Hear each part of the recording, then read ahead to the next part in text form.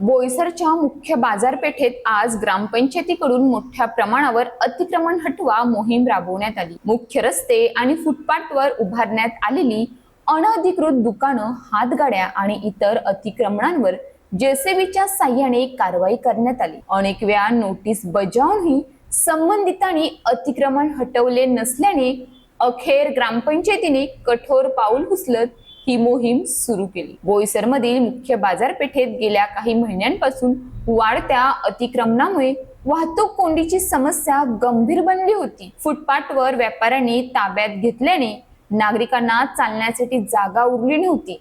शालेय विद्यार्थी, महिला आणि ज्येष्ठ नागरिकांना विशिष्ट मोठा त्रास सहन करावा लागत होता। या पार्श्वभूमीवर सर्वपक्षीय पदाधिकारी, ग्रामपंचायत प्रशासन आणि स्थानिक प्रशासन यांनी संयुक्त बैठक घेत कारवाईचा निर्णय घेतल्याची माहिती समोर आली आहे। आज सकाळपासूनच ग्रामपंचायतीचे अधिकारी, कर्मचारी आणि जेसीबी मशीनच्या साह्याने अतिक्रमण हटवण्यास सुरुवात करण्यात आली।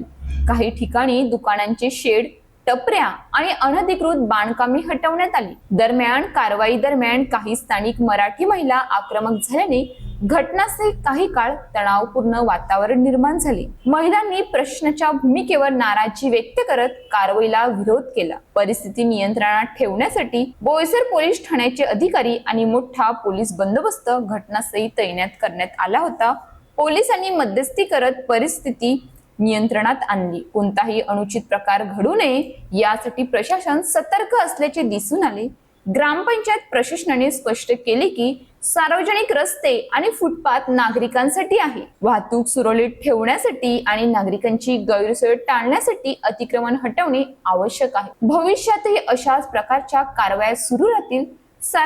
सार्वजनिक जागांवर हे अतिक्रमणामुळे सर्वसामान्य नागरिकांना त्रास सहन करावा लागतो।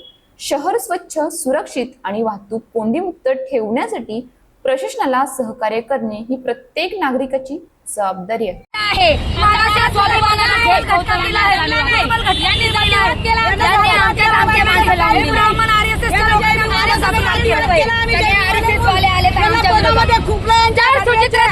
तुम्हाला आमची याचिका आम्ही करतो, आम्ही याचिका करतो। त्या 24 तासाच्या आत आम्हाला न्याय भेटला नाही तर आम्ही इथे